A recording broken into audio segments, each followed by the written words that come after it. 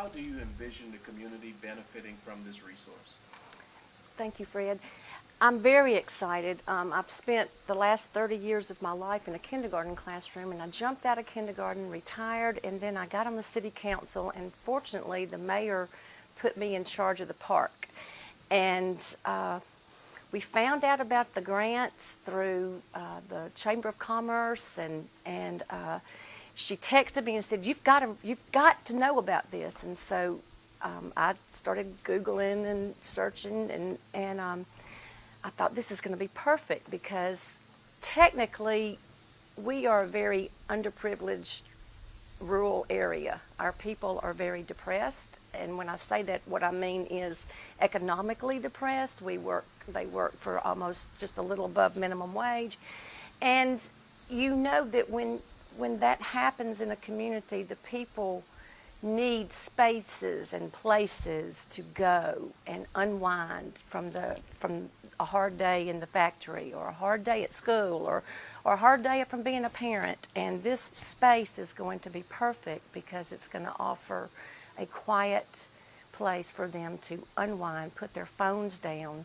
leave everything behind, and re-energize, recharge, and get themselves into a position where they're ready to go back out and work. And I just want to see our whole community come together and use this place to do what's the vision for the park, is to meditate, to unwind and recharge. Thank you. And I'm really excited. Great. Those are all great and exciting things, and we're looking forward to the actual ribbon cutting in months to come. Yes. And next we have Ellen Sewell. She is also a fire soul on this project, and we're so excited of the connection that both her, Kim, and Ellen have with this project. But Ellen, tell us a little bit about your connection and your involvement with this project, starting back from the beginning. Thank you, Fred, for being here. Thank the foundation for the grant. I'm a firm believer in things happen because they're supposed to happen. I have renovated homes for 40 years. About 25 years ago, I had the privilege of completely renovating a house that belonged to Susie B. Stringfellow.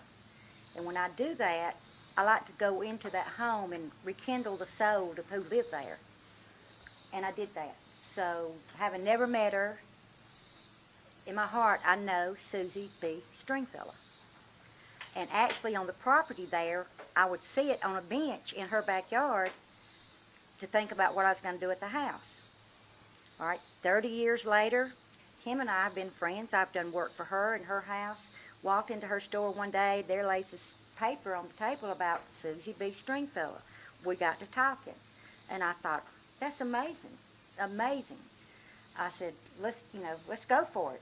So she and I worked together. I drew up the plans, got estimates for what we could do with what money we could get, and lo and behold, it all came to pass. So that's my connection.